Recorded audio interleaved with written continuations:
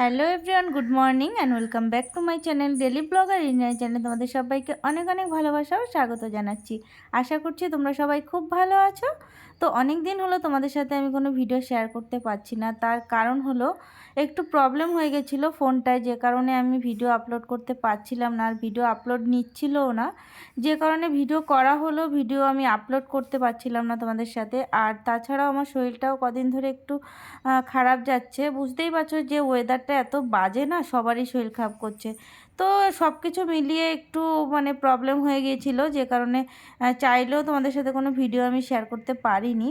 তো আজকে যে এই ভিডিওটা আমি তোমাদের সাথে শেয়ার করছি, এই ভিডিওটা হলো শিবরাত্রির দিন, মানে ওই শুক্রবার। দুদিন তো ছিল, শুক্র শনি, তো এই ভিডিওটা হলো শুক্রবার দিন। আর এইবার শিবরাত্রিটা আমি করিনি, কারণ এইবার ঠিক না, মানে আমি বিয়ের পরে সেরকমভাবে আমার শিবরাত্রি করা হয়নি, আমি বিয়ের আগে করতাম।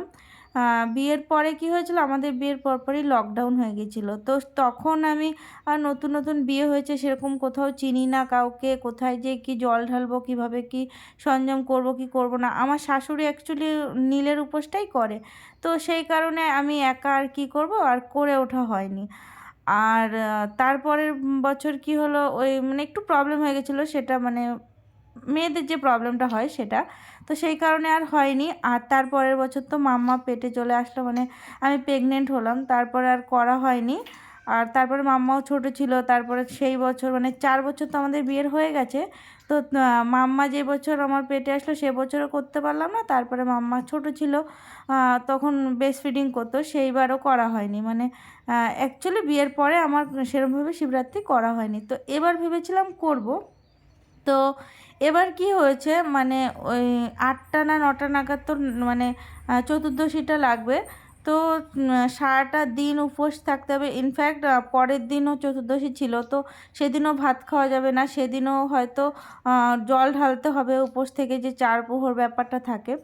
তো তখনও মানে 2টো দিন এরকমভাবে মানে ভাত না খেয়ে থাকা, যদিও থাকতে পারবো, কিন্তু যেহেতু মাম্মা ছোট, ও এখনও ব্রেস্ট ফিডিং করে, আর ওকে আমার সামলে সমস্ত কিছু করতে হবে, তো সেই কারণে এবারও আমার হয়ে ওঠেনি। কিন্তু নিরামিষ খেয়েছি, নিরামিষ খেয়ে ঘরে পুজো দিয়েছি ঠাকুরকে, কিন্তু সেইভাবে উপোস থেকে জল ঢালা হয়নি, যেহেতু মন্দিরে গিয়ে একটু জল ঢালার একটা ব্যাপার থাকে, তো মাম্মা অনেকটা ছোট, তো সেই কারণে আর হয়নি। দেখি পরের বছর ইচ্ছা আছে।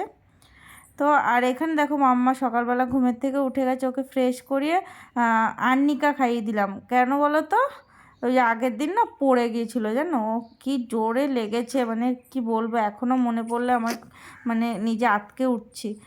মানে হঠাৎ করে মেঝের মধ্যে দাম করে পড়ে গেছে, মানে এতটা লেগেছিল ওর, মানে আমি এখনও ভাবতে পারছি না যে কতটা লেগেছিল, আমি বলে বোঝাতে পারবো না তোমাদের। তো এখানে মামাকে আমি ফ্রেশ করছি, আর ভেবেছিলাম ওকে চুল বেঁধে দেবো। তো চুল বাঁধবো, ওকে চুল বাঁধতে গিয়ে যে ওর সাথে কত যুদ্ধ করতে হয় আমার। তো দেখো আমি মাথা আঁচড়ে দিচ্ছি, ও আবার মাথা আঁচড়াচ্ছে। তো এই হলো মানে এবার শিবরাত্রি না করতে পারার কারণ। তো দেখো সকালবেলা ঘুমের থেকে উঠে আমি ফ্রেশ হলাম, দেন মাম্মাকে ফ্রেশ করলাম, তারপরে এখন বিছনাপত্র তুলছি, তারপরে যাবো মামার জন্য খাবার করতে। আর কটা দিন ধরে তো তোমাদের সাথে কোনো ভিডিও আমি শেয়ারও করতে পারলাম না, মানে চাইলেও তোমাদের সাথে শেয়ার করতে পারছিলাম না, কি জানি কি হয়েছিল, হঠাৎ করে ফোনটায় কোনো ভিডিওই আপলোড নিচ্ছে না। তারপরে দেখলাম চ্যানেলটাও কীরকম একটা, মানে জানি না কি হলো হঠাৎ করে। তো দেখো এখানে আমার বিছনাপত্র তোমাদের সাথে কথা বলতে বলতে গোছানো হয়ে গেছে।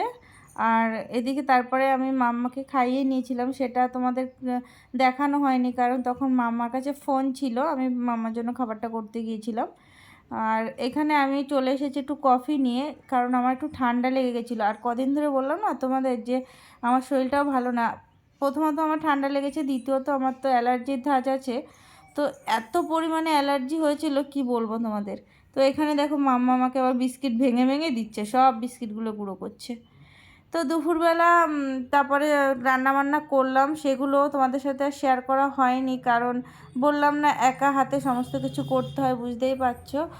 মাম্মাকে ফোন দিয়ে বসিয়ে রেখে তারপরে করছিলাম। তো এখানে দেখো কি কি করেছি।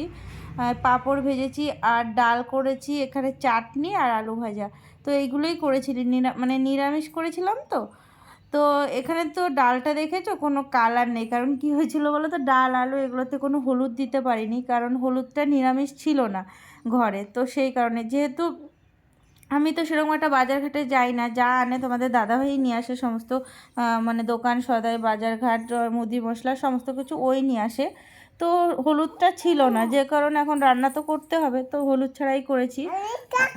তো এখানে দেখো আমার স্নান দেওয়া হয়ে গেছে, পুজো দেওয়া হয়ে গেছে, আর মাম্মাকে এখন ঘুম পাড়াবো, ঘুম পেয়ে গেছে, ও কান্না করছে। তো এটা বিকেলবেলায় দেখো, যেহেতু উপোস করিনি তবুও মানে সাবু মাখাটা না একটা মানে ছোটোবেলার থেকে বেশ ভালোবাসা এর প্রতি একটা আলাদাই। আর তোমাদের দাদাভাইও খুব ভালোবাসে মানে সাবু মাখা খেতে, তো সেই কারণে বিকেলের দিকে সাবু মাখা করেছিলাম। আর মা এসেছিল বিকেলে, তো মা একটু লুচি করলো, বললো মানে আমি বললাম যে আজকে আর ভাত খাবো না, তাহলে বিকেল মানে রাত্রে লুচিই করো। তো লুচি আর আলুর দম করেছিল মা, তো সেগুলোই খেয়েছিলাম রাত্রে। তো চলো বন্ধুরা, ভিডিওটা আজকের মতো এখানেই শেষ করছি। ভিডিওটা কেমন লাগলো অবশ্যই কিন্তু কমেন্টে জানিও। ভিডিওটা ভালো লাগলে একটা লাইক করে দিও, আর আমার চ্যানেলটা সাবস্ক্রাইব করে চ্যানেলের পাশে থেকো। তো চলো বন্ধুরা, গুড নাইট।